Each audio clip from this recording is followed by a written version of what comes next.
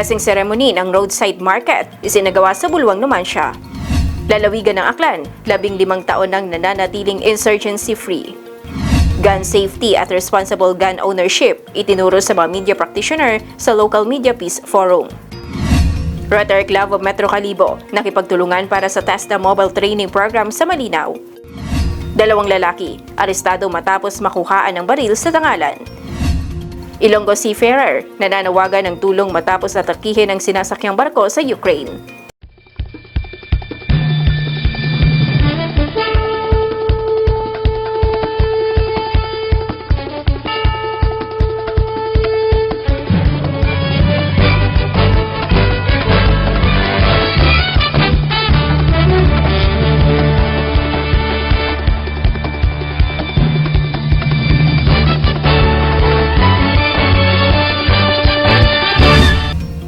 Magandang hapon, Provincial Aklan. Sa mga Kalibukibol subscribers at mga Aklanin sa buong mundo, ito ang Kalibukibol News. Sabay tayong napapanood sa Kalibukibol TV Community Channel Facebook page at Community Channels 1 and 24. Narito ang mabalitang aming nakalap ngayong araw July 27, 2026. Isinagawa nitong Sabado ang blessing ceremony para sa bagong roadside market sa Barangay Bulwang, Numancia, Aklan. Inilipat dito sa bagong bukas na roadside market sa Barangay Bulwang, Numancia ang mga vendor na dating nagtitinda sa gilid ng kalsada.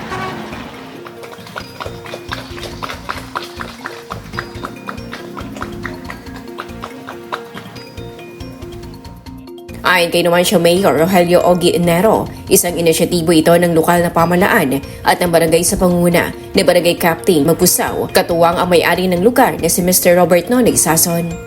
Bago itayo ang mini roadside market, nasa gilid ng kalsada ang mga vendor na nagtitinda. Dahil dito, kinausap ng alkalde si Mr. Sason upang payagan ang pagtatayo ng mga stall sa kanilang lugar para mailapit ang mga vendor sa mas ligtas na pwesto.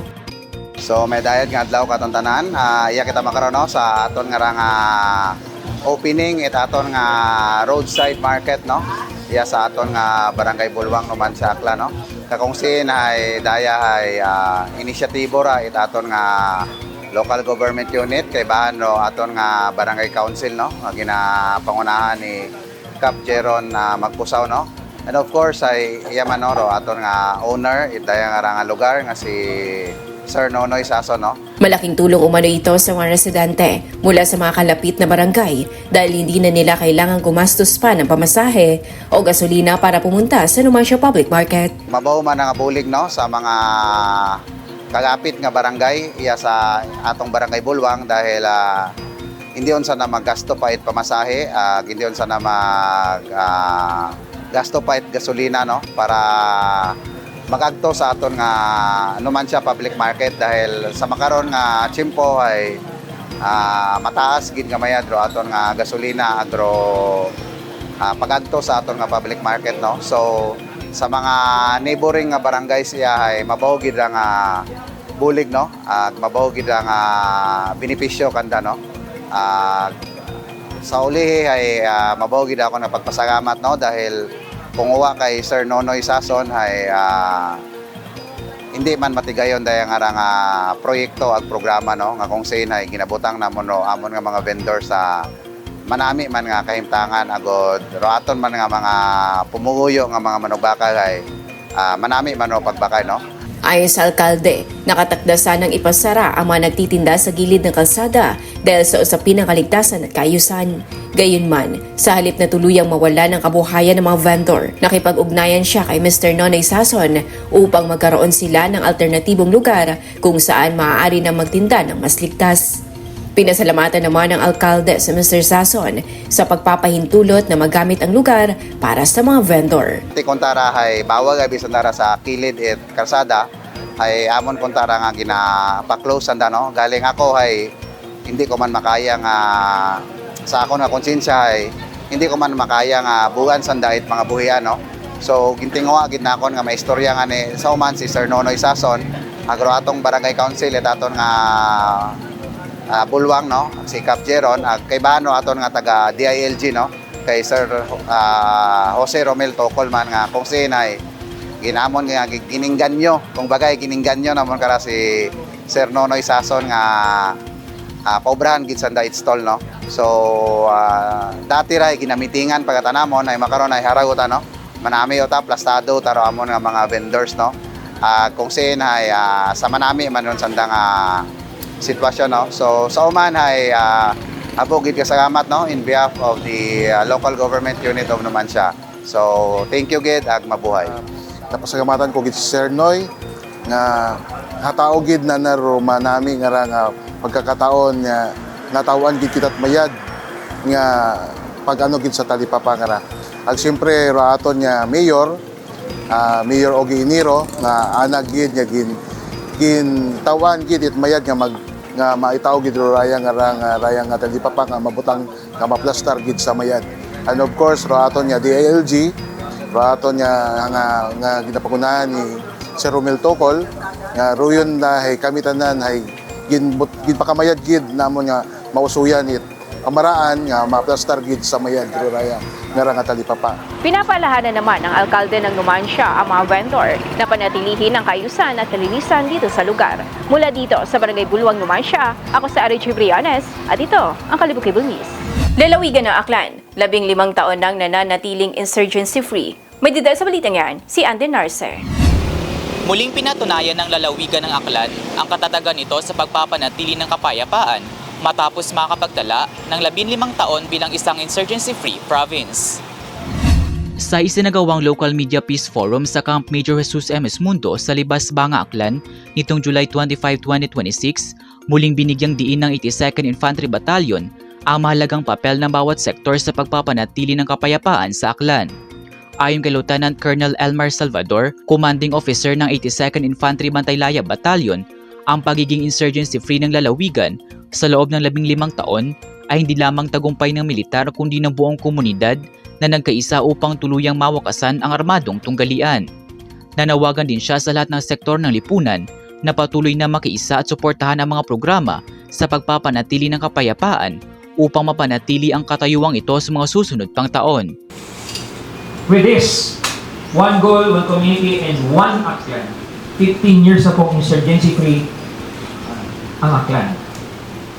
So kailangan po namin ang tulong ng bawat isa to sustain the insurgency-free status. Kaya po ang hiling ko sa inyong lahat, i-sustain po natin. Huwag nating pabayaan. Huwag nating pabayaan na ma-recover nila ang Aklan. Huwag po nating pabayaan na bumalik na naman tayo. Suportahan natin, i-sustain po natin. Insurgency-free Aklan. One goal, one community, one Aklan. 15 years na po ito. I-sustain po natin. Bayanihan, whole of a government, whole of a nation, good governance. Let's stop the recruitment, stop the resource generation. Patunayan ho natin na mali ang mga propaganda nila. Samantala, nagbahagi rin ng kanyang karanasan ang isang dating aktivista na ngayon ay nagsusulong na ng kapayapaan at hinikayat ang mga nalalabing miyembro ng New People's Army o NPA na magbalik loob sa pamahalaan.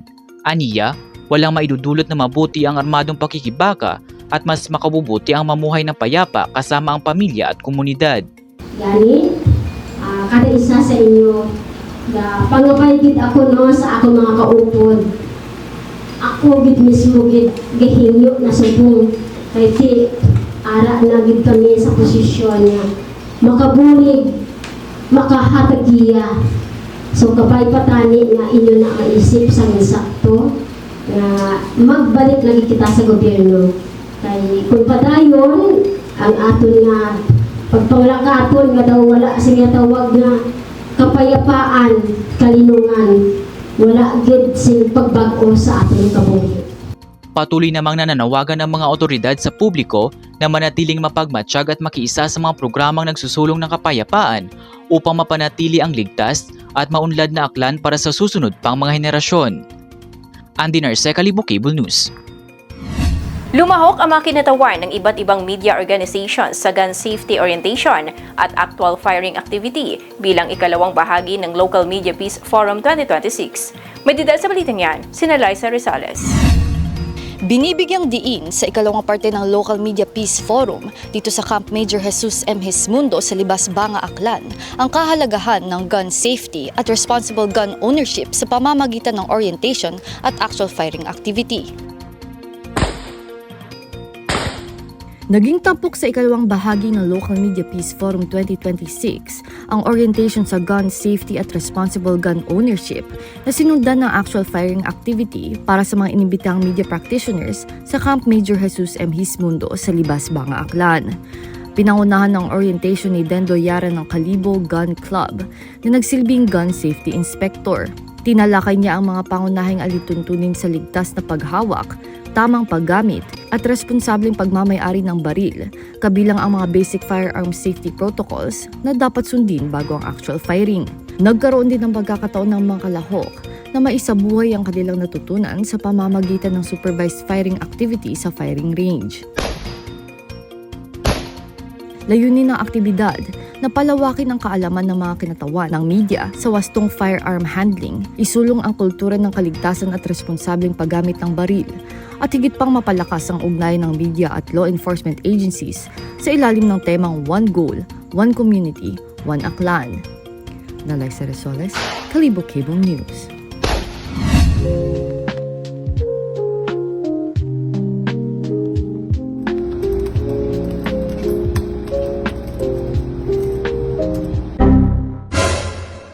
Hay, natugaw mataro internet. Oh no!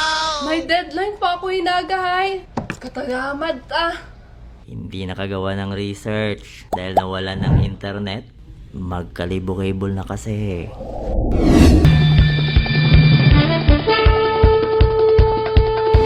Nagatid ng technical vocational training ang Rotary Club of Metro Kalibo, katuwang ang Northwestern Training Center Incorporated para sa mga benepisyaryo sa Barangay Tambuan, Malinaw, Aklan. Nagatid ng mas malapit at mas abot kayang technical vocational training ang Rotary Club of Metro Kalibo sa 25 benepisyaryo sa Barangay Tambuan Elementary School. Formal nang nilagdaan nitong Hulyo 24 ang Tripartite Memorandum of Understanding or MOU sa pagitan ng Rotary Club of Metro Kalibo, Tambuan Elementary School at Northwestern Training Center Incorporated para sa pagpapatupad ng TESTA Mobile Training Program sa Electrical Installation and Maintenance. Layunin ng programa na mabigyan ng praktikal na pagsasanay ang mga out-of-school youth, mga walang trabaho at mga pamilyang kapos sa kita alinsunod sa mga pamantayan ng TESDA. Nabuo ang programa matapos isulong ni Tambuan Elementary School Principal Jovan Ilidan ang pagkakaroon ng mas accessible na skills training para sa mga residente sa komunidad, partikular sa mga naapektuhan ng pandemya at nahihirapang makahanap ng trabaho. Lumagda sa kasuduan sina Rotary Club of Metro Kalibo President Leo Franklin Magno, Northwestern Training Center Owner Fe Marie Magno at Tambuan Elementary School Principal Jovan Ilidan na nasaksihan ni na RCMK Project Lead PP Megs Lan at Teacher Rosetta Ilidan. Bukod sa pagsasanay, makakatanggap din ang mga trainee ng kumpletong basic electrical tools mula sa Rotary Club of Metro Kalibo na maaari nilang gamitin sa kanilang training at may iuwi pagkatapos ng programa upang magsilbing puhunan sa paghahanap ng trabaho o pagsisimula ng maliit na negosyo. Ihahanda rin ang mga kalahok para sa opisyal na TESDA NC2 assessment upang mapalawak ang kanilang oportunidad sa trabaho sa residential, commercial at industrial electrical installation. Matapos ang training, inaasahang mabibigyan din ng employment referrals, connection sa mga lokal na kontraktor at livelihood orientations ang mga graduate upang makatulong sa kanilang pangmatagalang kabuhayan. Ayon kay President Leo Franklin Magno, layunin ng inisyatibo na tugunan ang mga hamon sa layon ng training facilities, gasto sa pamasahe at access sa technical vocational education sa pamamagitan ng pagdadala mismo ng pagsasanay sa mga komunidad. Era G. Briones, Kalibo Cable News.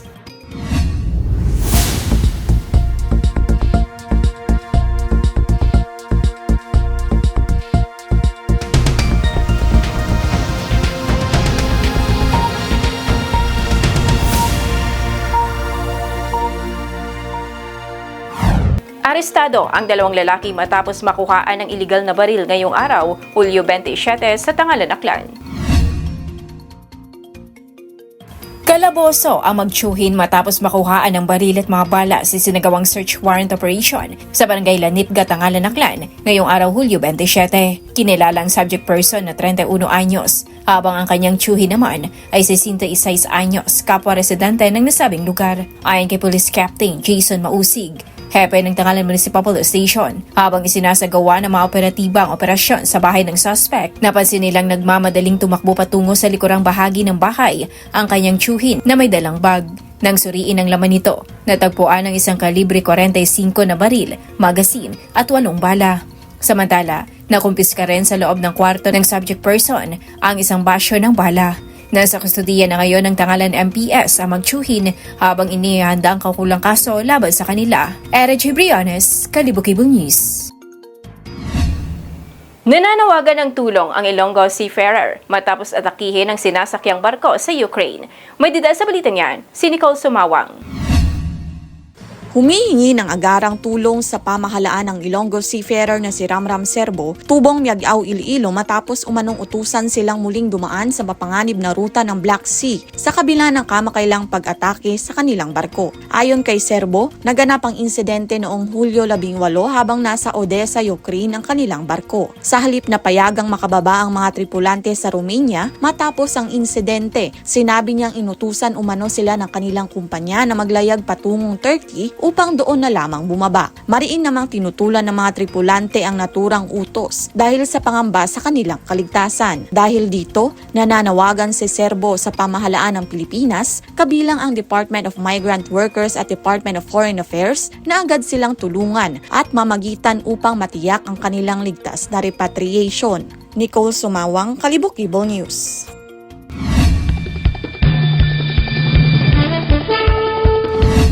At yan ang mabalitang nakalap ngayong araw. Maraming salamat sa iyong panonood. At sa Erich Briones, at ito ang Kalibo-Cable News.